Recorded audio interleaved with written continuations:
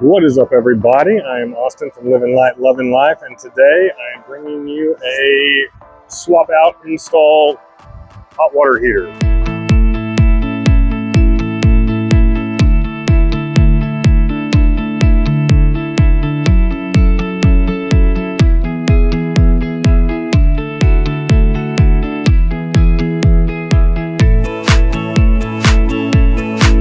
Currently we have a Dometic electric and gas hot water heater. It's like an 11-gallon or something like that. We've had that for 5 years since we've been traveling. And the people at Lippert were so kind enough to send us their Furrion Tankless Hot water heater. So I'm going to swap that out and show you guys kind of what that looks like. Just a few notes on the Tankless Hot water heater. So it is a one size. So I think it's like, I don't know, 12.5 by 12.5 is the hole. It is off door size, so they do, like, mine's an 18 by 18 door, but I still have a smaller unit, so I'm going to have to actually build like a little frame around that so I can mount it in there and make that hole smaller. So just know that when you go to order this or go to get it done, it's off, you know, they do make the door size to cover the larger holes, but it is a one size on the actual unit itself. Before we get started, a few things you're going to need. Obviously the hot water heater, a drill. You're going to need some butyl tape. We'll run some Dicor around it after we're done.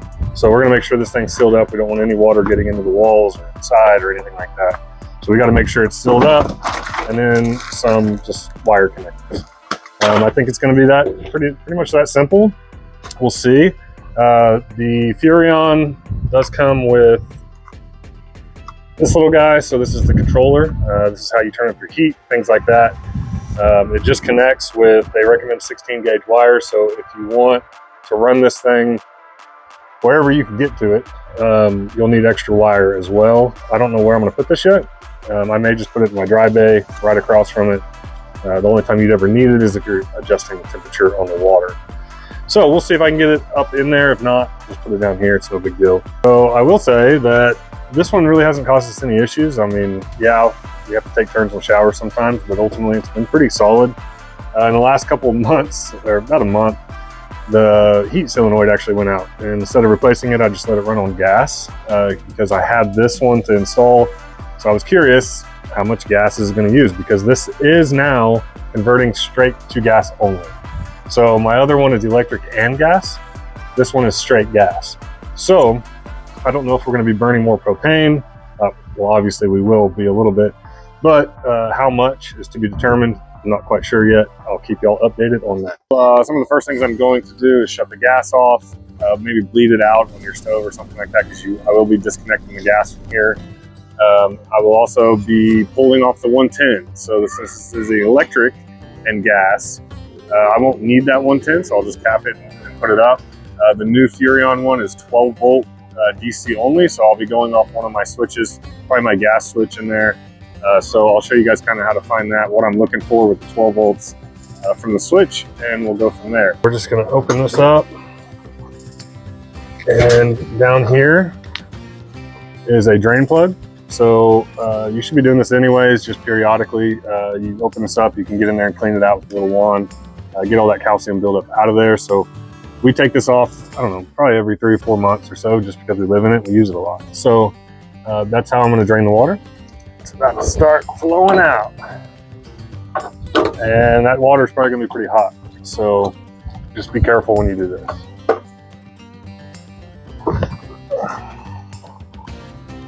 Yeah, it's hot. So we get that plug off.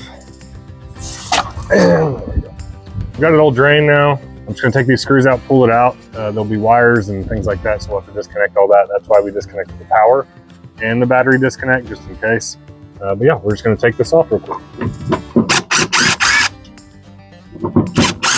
I got all the screws out. I'm just going to take a little flathead and kind of just get it off the wall, because it does have that, that sticky butyl tape.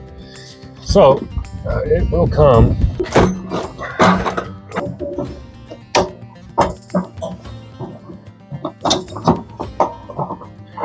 So we will just give it something to sit on.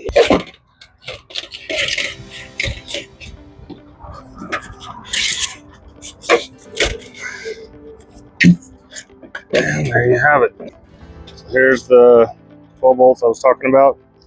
So what we'll do is just put a meter on it. We'll turn the gas switch on. We'll turn the switch on that I want.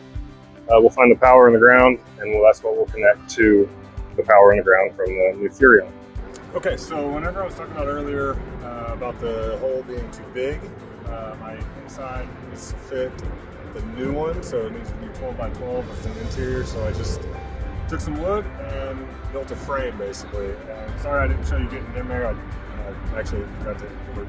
But all I did is, it's snug in there. I did put butyl tape on that, so it's going to be watertight around the edges, and I'll also probably caulk that with some Dicor as well, just because it's just another way for water to get in. You don't want that. So what I'm going to do now, it's in place, so I just lined it up with my metal frame, and I'm going to just tap some screws into this. It'll be part of the RV, and then my new one will slide right here and actually tap into the wood structure that I built. I'll also show you guys, so when you order this, right, the unit itself is the same as for everybody, but it's the door size. So they carry, I think, 3 different door sizes. Mine's the larger one, 18 by 18. So once I get it up there, it'll cover that entire space. And then I'll probably have to cut my trim just a tad.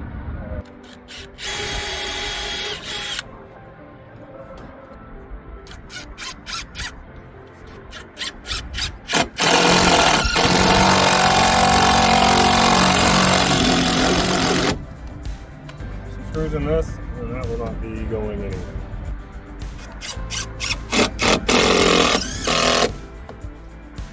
Before I kind of finish and put more screws into it, I've got it pretty solid now. It's moving up there, but I'm going to go ahead and put the unit in, make sure it fits before I really fasten this thing down.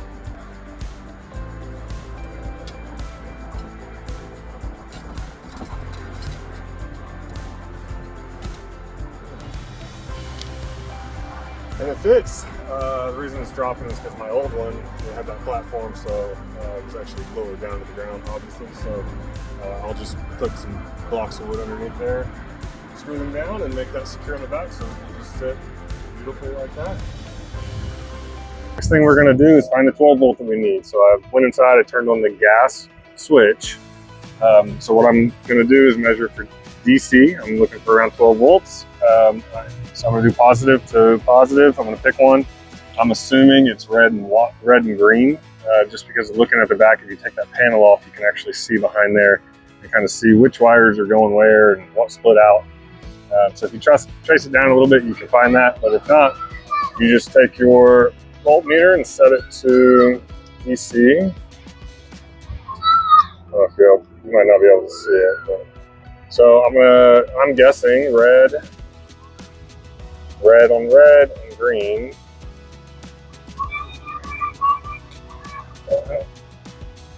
Yeah, I can't get it on there to hold this.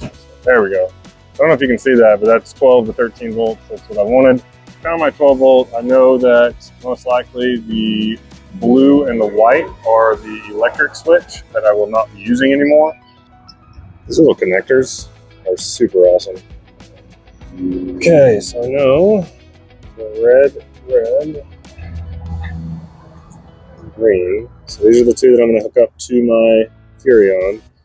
So I'll open those up. I know what I'm doing with those. I'll grab 2 more just to cap those other ones. I will not be using this at all. What we're going to do is we're going to connect now all of our hoses. So what I said earlier is typically your hot is your top. I knew that coming out of my old one, this was my hot coming out of the top and cold. So looking at the back of the Furrion, you got your white and your black, and then you've got these 2 blue wires. So it comes with this little thermometer so you can adjust the temperature that you want to come out, the hot water.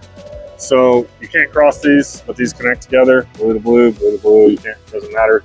If you want to run it to somewhere else, you're going to have extra wire, and just make sure you just run it to wherever you want to. I'm probably just going to put it across the dry bay, but I will need extra wire. Got our unit, I've got this hooked up on top.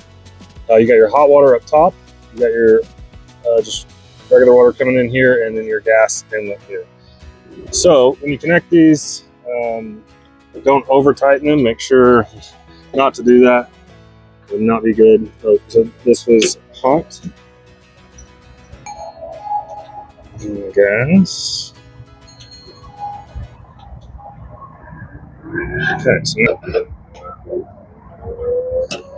my power's off again, right? I'm going black. My power, and it says it on here, to my red wire. And my white is going to my ground. Remember, I don't need my white and my blue. So if I'm going black to red, power to power, make sure those get in there good. And then ground negative to green. Push those in there, okay? Okay, so I'm trying to decide what I want to do here. If I want to just fire it up, leave it out a little bit, fire it up, make sure it works, which is what I'm about to do. And I also will tell you, so right here is your vortex. This is the thing that heats up. So if the wires are just kind of sitting there, that might not be good. So once I push it back up there, I can go under there and I'll probably like zip tie those up away from that vortex, because that is a hot spot and wires can hit it and melt and do whatever weird things they do. So just be on the lookout for that as well.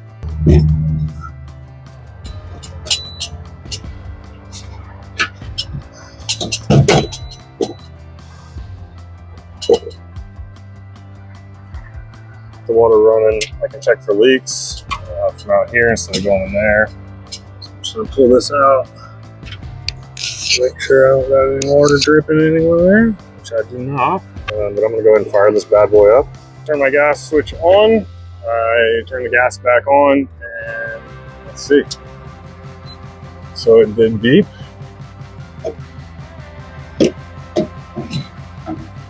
So right now it's at 120. I don't know if you can see that, but let's see if it'll fire up here in a sec.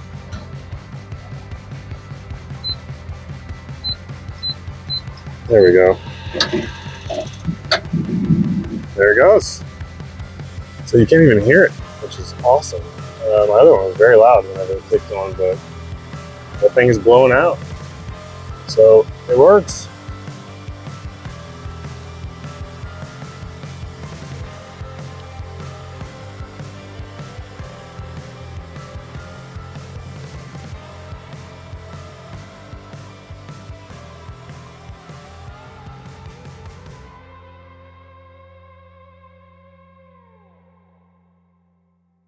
I've got it in. I just tapped it in a couple times. I'm going to take back these screws out because I did have to cut this trim.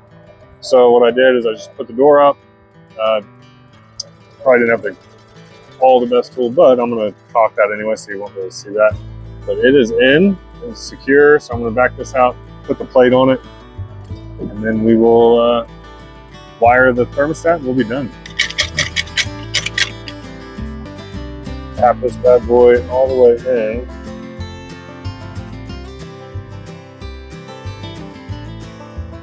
We're ready to do the door. You just take this little guy off. It goes on here.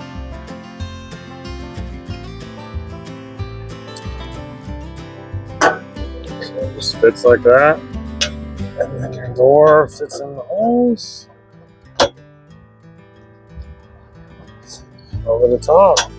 And there you have it. Furrion Tankless Hot water installation.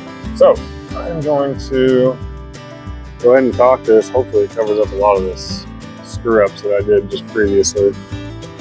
But who knows?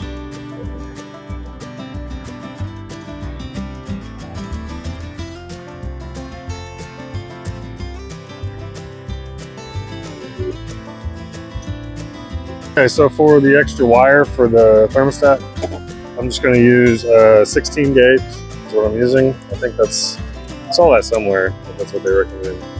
But that's what I also had laying around. I'm actually going to go through here. So I'm just going to take this wire, I'm going to drill a little hole and mount it like right there. And then run it or go grab that wire, zip tie the stuff up, and then we'll turn it back on. And that'll be it. So that was the full install video. We did that about a month ago, and I wanted to wait to put the video out just because I wanted to give some real feedback on the unit itself. So we've had it for about 30 days or so. I did put a full tank on it whenever I was running it. It took about 17 days, I think, is before we had to switch the tank out. So it's running a lot less propane than even my Dometic was when I was just running that off straight propane too.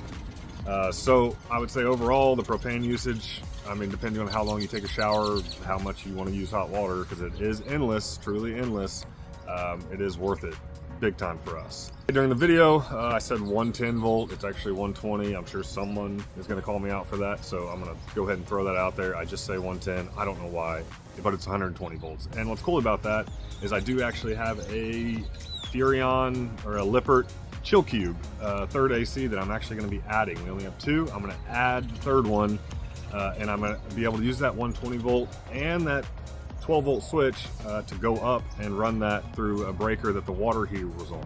So that's fantastic. I'm just going to reuse that and reutilize it. So that video is coming up. I will be doing an install on a third AC. Negative wise, I don't have one. The only thing, I probably should have got a black door. The RV's 5 years old. As much as we clean it and try to get it white again, it's just not white. As you can see, that is white, this is not. So that's the only thing. I'll probably get a black door. Overall, it was fairly easy. I did do the wood frame. I've seen some people do like plastic and things because they're worried about the wood maybe rotting, but I sealed the crap out of that thing. We haven't had any water get in. It's rained quite a bit, so that's always great. And yes, I did change out that wood that you saw that was kind of rotted. We had some leak from previous in the past. I had fixed that, but I never replaced that wood, so I did go ahead and replace it. I just didn't show it. So if you're wondering if that was replaced, yes, it was. So that's it, guys. Thanks for watching. As always, like and subscribe. Hopefully it's beneficial.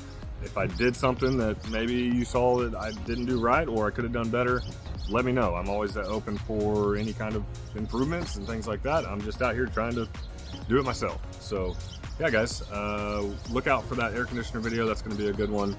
And yeah, we'll see you later. Peace.